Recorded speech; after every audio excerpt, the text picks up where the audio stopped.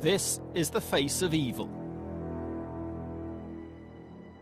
I abducted, raped and killed Hannah Foster. His name, Manindapal Singh Kohli.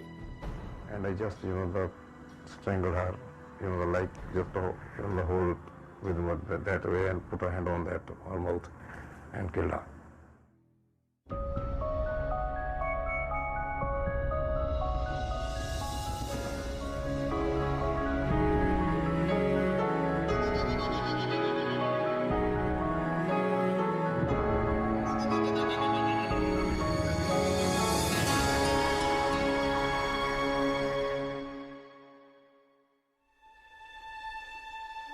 This is the story of a manhunt that took more than 5 years, spanned thousands of miles, and involved finding one person hidden in a nation of over 1 billion. Hilary and Trevor Foster, together with Hampshire police, took this unwanted journey on behalf of their murdered daughter, Hannah.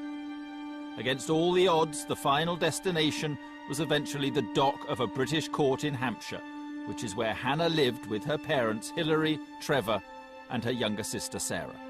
She'd want to look after me, but I'd think that, I don't know, in a way she sort of needed looking after as well. For as long as anyone could remember, Hannah had one ambition: to become a doctor. She was a perfect student. She was gifted, she worked really hard, and she was a straight-A student. So she would have gone on to get 3, 4 A levels. She'd have gone on to get a degree in medicine. She'd have gone on to become a brilliant doctor and help lots of people in her life. The lasting memory or memories that I have of Hannah really is her smile, that she was always happy, she was always sort of contented, she would always have, a positive outlook on life. She was very sort of sociable and caring and just out to help everyone, I think. There are a lot of people like that, but she just sort of seemed to somehow bring it together to be amazing.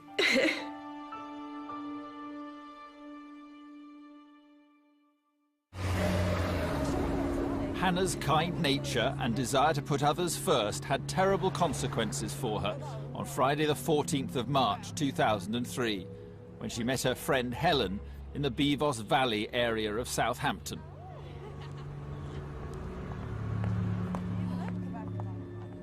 Drinking just a couple of 100 yards away was Hannah's eventual killer, Manindapal Singh Kohli. He arrived in Southampton 8 years earlier. Although an Indian national, he was given permission to stay in the UK following an arranged marriage to his British-born wife, Shalinda. He was a boy that had been born in India, educated in India, and had found his bride through a newspaper advert. And that was his escape from his life in the Punjab to a better life, he thought, in this country. He was, first of all, on the face of it, a family man. He was married with 2 children. He was a very plausible, amenable type of guy. He got on well with people, but there was another side to him. He drank heavily, he gambled heavily, he had a reliance on prostitutes, he had very much a double life that his wife was unaware of. On the night Hannah went missing, Kohli was with his wife in the early part of the evening, and then at some point he went out and he went to local pubs in the area. One of those pubs was the Mitre pub. Just before closing time, Kohli left. At the same time, and just 100 yards away, Hannah and her friend also left their bar. They'd gone to a couple of bars, decided there wasn't much going on, hadn't bumped into their friends that they wanted to, decided to walk together all the way up Portswood High Street, you know, literally just a few hundred yards from Hannah's house. This is CCTV footage of Hannah walking Helen to the bus stop on Portswood Broadway. Hannah stayed with her at the bus stop, and when the bus arrived, Hannah turned to walk towards her home. After Hannah had seen her friend safely onto the bus, Coley spotted her. In Highfield Lane, Southampton, just turning into the junction with Shaftesbury Avenue, Hannah turns and waves to Helen as the bus drives past, and that's the last time Helen sees Hannah. But unbeknown to Hannah, Coley was now lying in wait. You know, he's parked that van knowing that, you know, she may well be coming that way. Hannah is a very, very slight girl, very, very petite. She'd have been like a lamb to a slaughter. This was a 16-stone man, a very big, swarthy man with only one thing on his mind. You know, Hannah wouldn't have had a chance against him.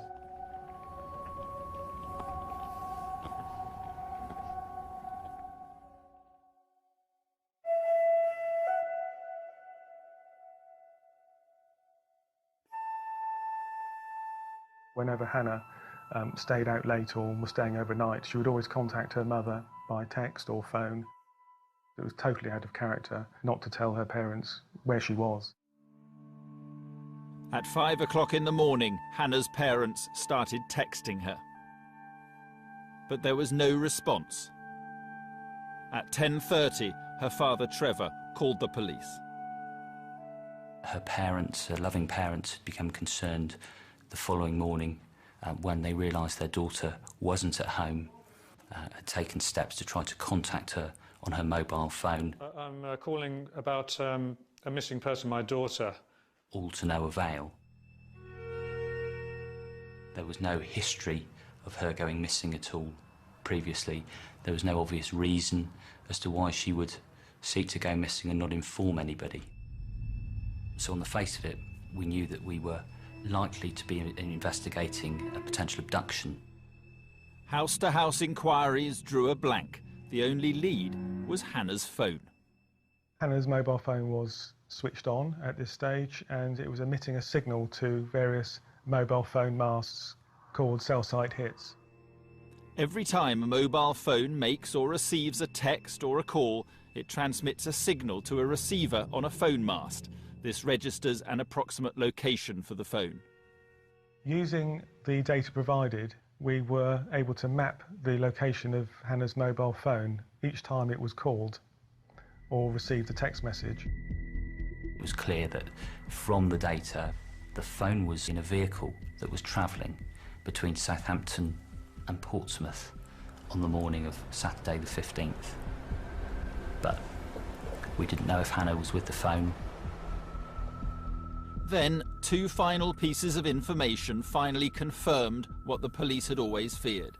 Hannah's phone had stopped moving and was somewhere in Portsmouth. And at 11 p.m. on the night she disappeared, Hannah had dialed 999. But why hadn't the police responded? The police investigation into the disappearance of Southampton teenager Hannah Foster was about to become a murder inquiry. Hannah had now been missing for 28 hours, and mobile phone data revealed she had somehow managed to make a desperate 999 call minutes after this man, Maninder Pal Singh Kohli, had abducted her. The 999 call was absolutely critical. First of all, it certainly set this case apart from most others. There was a genuine, tangible reason to believe that something had befallen Hannah. But why hadn't the emergency services responded? The answer was terrifyingly simple. The 999 operator, if she doesn't hear anything from the caller, will transfer that call to an automated system. And if after a further period of time there's no response made by the caller, then that phone call is terminated. And that's what happened in this instance. Because Hannah was unable to speak, the call was disconnected. Hannah, being in that terrible situation where she's been kept against her will, she's been either being restrained or she's been hurt in some way, she still has the forethought to actually try and raise the alarm. And that to me is bravery beyond measure. Once we played the tape through, and it was only about 58 seconds long, it's less than a minute, it was clear that we had a serious problem and that she'd been abducted.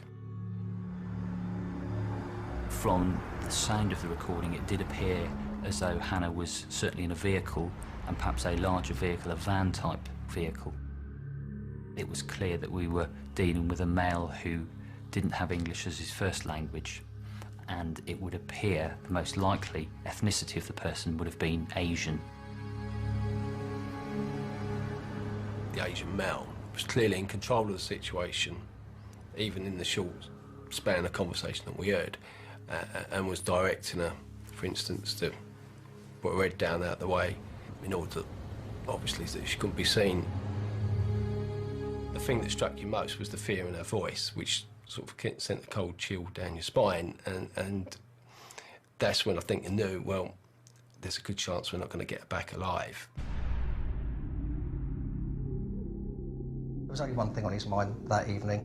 She knew she was in a serious, serious predicament. She knew she was in danger. Those last hours must have been absolutely terrifying for her. Police were still clinging to the hope that somehow, and against all the odds, Hannah might just be found alive. Later that afternoon, that hope was gone.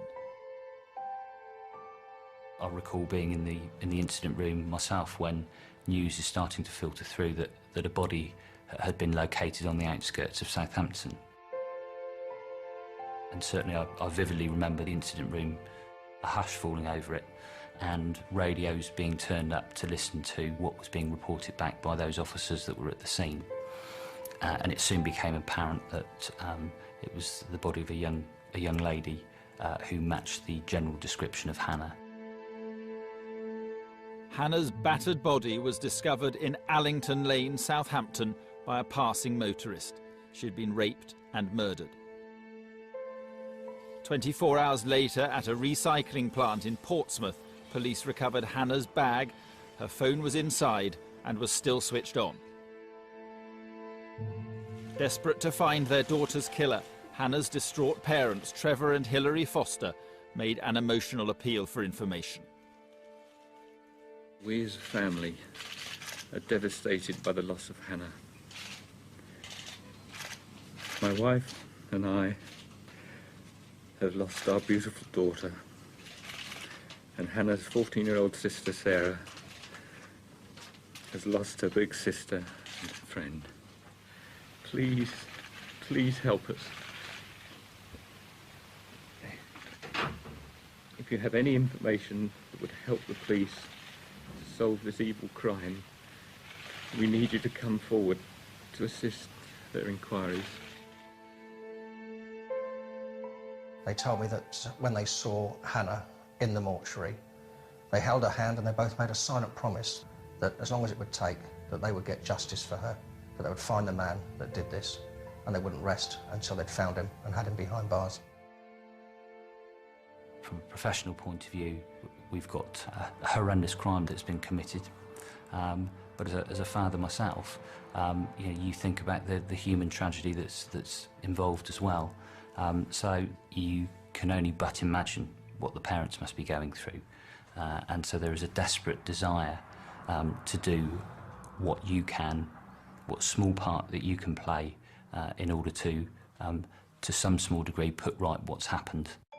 What is important now is to catch this person or persons who have perpetrated this cruel, brutal... Trevor and Hilary's appeal touched the heart of everyone, and a massive media campaign swung into action. I've been a police officer for 15 years. I've lived in Southampton for 42 years. It's the biggest case that I know of. It was on every billboard. Hannah's photograph and the anybody that can help, the posters that we had printed were everywhere. Every shop, window, every bus you got on, the library, absolutely everywhere. Everybody was talking about it. We had lots and lots of calls to our newsroom. We realised at once that this story of what happened to Hannah had really touched a nerve with the nation. People wanted this man caught. They wanted the person responsible